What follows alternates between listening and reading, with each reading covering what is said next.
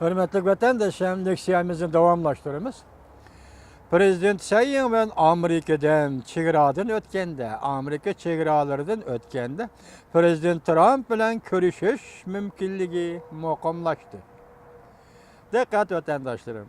Prezident Sayın ben Amerika'dan çegaradan ötkende, Prezident Trump bilen görüşüş mümkünlüğü mukamlaştı. Mavzulu haber 12. ayın 29. gün Venvitor beti ilan kılındı. Haber mundaq başlandı. Tayvan Taşqi İşler Ministerligi 29. günü mundaq görsetdi. Tayvan'ın prezidenti Sayın Wen keler yılı 1. ayda Latin Amerika'daki 4 devletni ziyaret qilish seferiga atlanganda Amerika chegaralardan ötedi. Jungo taraf Amerika tarafının prezident Sayın Wen'nin chegarada ötüşüge ruxsat qilmasligini umid qildi. Prezident Sayın Wen keler yılı 1. ayda Honduras, Nikaragua, Guatemala ve Salvador qatarlıq 4 devletni ziyaret qilishni belgiledi. Bu hem Prezident Sayın Wen Tayvan'da vazifege o'tirgandan keyin ikkinchi qatim bu davlatga ziyoratga kelishidi. Demek Prezident Sayın Wen Tayvan'da bu yıl 1. ayının 16. günü vazifege o'tirdi. Demek 1 yıl içinde Prezident Sayın Wen Latin Amerika'daki devletlerini 2 qatim ziyaret kıldı. Benim için bu şu keyinki ikinci qatimlik zörüriyetini ziyaretinin şundaq zörüriyeti var mı diye ya ki yok mu diye. Undaq olsa ikinci qatimlik ziyaret yana qandaq zörüriyet bilen başlandı. Siz bunu tahlil qılıvarsınız buludu. Devletlerge ikinci qatim ziyaret kelgen buludu. Prezident Sayın Wen'nin sefer vakti uğurlaştırılışı muş hafta ilan kılındı. Bu seferinin kişilerinin dikkatini celp kıldıgan halkılık bir tarafi şu ki, onun yukarı devletlerini ziyaret kılış vakti 1. ayının 7. günüdün 15. günü geçe de belgelendi. Adette bu arlık Prezident Trump'ın Washington'da vazife tapşırıp eliş murasimi ötküzüşke bir neçe külla kalga vakit bulup hesaplanır. Jungo Taşqi İşler Ministerligining bayonotchisi Hua Chunying 29. günü muxbirlarni kutib olish yig'inida mundaq ko'rsatdi. Hua Chunying mundaq ko'rsatdi. Amerika tarafining bir jungo siyosatiga amal qilishini umid qilamiz. Prezident Sayın Wen'ning Amerika chegaralaridan o'tishiga ruxsat qilmaslik kerak. Bu yerda Sayın Wen deyilgan, men prezidentga qo'shib qo'ydim. Tayvan müstakilçileriga xata signal bermeslik lazım. Amaliy harakat bilan Amerika jungo munosabatining muqimligini qo'g'dishi kerak. Bu Hua Chunying xonimning bayonoti. Reuters agentligi mundaq ko'rsatdi. Diqqat, hurmatli vatandoshlarım, Turan efendim.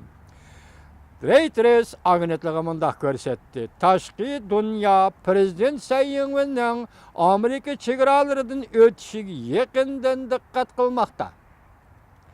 Prezident Trump 1. ayının 20. günü vazife tapşırıp eliş murasimi ötküzüştün burun Prezident Sayın Wen, Prezident Trump ve onun hükümet kabineti azaları bilen uçuruşu mümkün. Dikkat vatandaşlarım. Reuters agentligi mundaq ko'rsatdi. Tashqi dunyo Prezident Sayın Wen'ning Amerikaning chegaralarida o'tishiga yaqindan diqqat qilmoqda. Prezident Trump 1. ayının 20. günü vazife tapşırıp eliş murasimi ötküzüştün burun Prezident Sayın Wen, Prezident Trump ve onun hükümet kabineti azaları bilen uçuruşu mümkün. Men endi başka tor betleri ve yaka Xitoy tilida chiqayotgan tor betlerinin xabarlariga ancha ishinib ketmasammi, tahlil qilish bilan haqiqatni tepib chiqyapman o'zimcha. Lekin bu xabar Reuters agentligi, Angliya Reuters agentligining xabari ekan, men bu xabarga ishonmadim. Shundaqdimi yana bo'shliq qoldirishimiz kerak. Chunki ehtimollik yakunda mundaq o'zgarish bo'lishi mumkin. Endi nima debdi Reuters agentligi? Tayvanning prezidenti Sayın Wen Latin Amerika'daki devletleri ziyaretke mangan seferinde ihtimal Amerika'da Prezident Trump ve onun hükümet kabin azaları bilen uçuruşu mümkün. Muş ayının 5'inde Prezident Trump, Prezident Sayın bilen telefonda sözleşip, 1979 yılı Amerika Tayvan bilen diplomatik münasebetini üzüp, Cungo bilen diplomatik münasebet ornatkandan keyinki qayda, diplomatik qayda nizamlarını buzup taşladı. Prezident Trump bilen Prezident Sayın telefonda görüşkenligi 40 yıldan beri Amerika prezidenti bilen Tayvan prezidentinin tunji qatam uchrashganligi bo'lib hisoblanadi. Muş hafta Cungo'nun Liao'nun belgelik avamadkisinden teşkillengen harbiy parxodları Tayvan'ı ayınlıp ötüp Cenubi Deniz'e gördü. Cungo adetki meşik şundakla Tayvan'ı mı közde tuttuk dedi. Adeti meşik kıldık şundak Tayvan'ı közde tuttuk dedi. Cungo Devlet Müdafiasının bayanatçısı Yang Yu mundak dedi. Armiya meşik kılıvadı. Tayvan müstakilçileriga qarşı iqtidarını yuqori ko'tardi deb bayonot qildi. Buni qo'yib turaylik. Vatandaşlarım Turan Efendi, Mubada Prezident Trump Efendi bilen Tayvan'ın prezidenti Sayın ben bu qatam uchrashadigan bo'lsa, yer tevridili emas, olam tevridi. Vatandaşım olam tevridi. 40 yıllık qatmalı siyaset, dogmi siyaset bitchit qilinadi. Demek Prezident Trump deginini qildi. Mesela Amerika'nın asliga qaytiraman, asliga Amerikaga kelib kelaman dedi Prezident Trump, mushuni qildi. Mushunda qilish kerak. Qo'llaymiz Prezident Trump efendi. Endilikdan qisqa xabarga diqqat qilib qo'yinglar vatandoshim. Amerika'nın B-52 bombardimonchi aeroplani Janubiy dengizga yaqinlab uchib keldi. Liao'nun avamadkisi qattiq qo'l yondirdi mavzuli xabar 12 ayning 28 günü Dovi Torbeti ilan kılındı. Haber mundak başlandı. Cungo'nun Liao'nun belgelik avamadkisi Janubiy Deniz'e kirişten burun Amerika Qo'shma Shtatlari Janubiy Deniz'e bir neçe tane bombardımançı aeroplan evetti. Küzetkiçiler mundak ko'rsatdi. Amerika'nın bombardımançı aeroplanları Janubiy Deniz'e uçup kelish orollarni portlatib mashq qilish uchun emas, balki avamadkiga qarshi turish uchundir. Belki Cungo'nun Liao'nun belgelik avamadkisi qarıştırış için Amerika aeroplanları bir uçup geldi demekçi buluyor.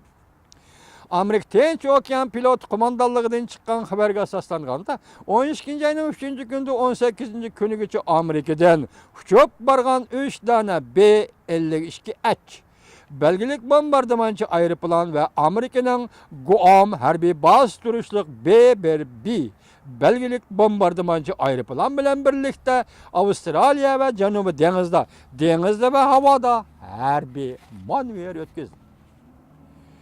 Harbiy manevrining birinchi bosqichida Amerika armiyasi B-52H, B yani B bombardımançı aeroplanlarni, yani ondan başka kurashchi aeroplanlarni, harbiy transport aeroplanlarini, razved aeroplanı ve oldin signal berguvchi aeroplanlarni chiqarib harbiy manevr qildi. Avustraliya kurashchi aeroplan chiqarib harbiy manevrga moslashdi. Harbiy manevrning ikkinchi bosqichida Amerika dengiz armiyasi Janubiy dengizni o'z oldiga harbiy manevr o'tkazdi. Jumladan B-52H, B-1B, yani shundaqla F-15C belgilik harbiy aeroplanlar ve deniz armiyasi Mustang belgilik raketa seplengen qo'g'lug'uchi parxod, yana boshqa 7 tane alayda aeroplan chiqarib, o'xshamagan rayonlarda yerdan berishdan iborat bir turni harbiy manevr bilan tamomladi. Amerika deniz armiya manevri qo'mondonlik qiluvchi amaldori mundaq ko'rsatdi. Bu qatimqi harakat havo armiyamiz tengdoshsiz, selektirsiz urush qilish iqtidorini oshkorlab deb ko'rsatdi. Kuzatuvchilar mundaq ko'rsatdi. Bu qatim Amerika deniz armiyasining strategik bombardimonchi aeroplanlarining Janubiy dengizga kelishi qaysi bir ahvol bombardimon, qaysi bir orolni bombardimon qilish uchun emas, balki avamadga qarshi mashq qilish uchun deb ko'rsatildi. B-52H ve B-1B qatorliq aeroplanlarga bilik qiltirg'i belgilik ve Lirasim A belgilik raketalar seplengen. Avamadkaning motoriga önümlük zarb beradigan raketalardir. 12 ayının 23 günü Cungo Deniz Armiyasının Liao'nun belgelik avamadkisi Qingdao'dan yolga çıkıp Seyrek Deniz, Şarkı Deniz, birinci müdafiə liniyası ötüp G'arbi Tinch Okean rayoniga kirdi. Başı deniz boğazını ötüp Janubi dengizge kirdi. 28 günü Cungo'nun Liao'nun belgelik avamadkisi Janubi dengizki Sanya harbiy portqa qaytib keldi. Amerika bilan Cungo'nun bu xil sen kelsen men kelaman deydigan hareketleri nayta asal yoshurun to'qinish paydo qilishi mumkin.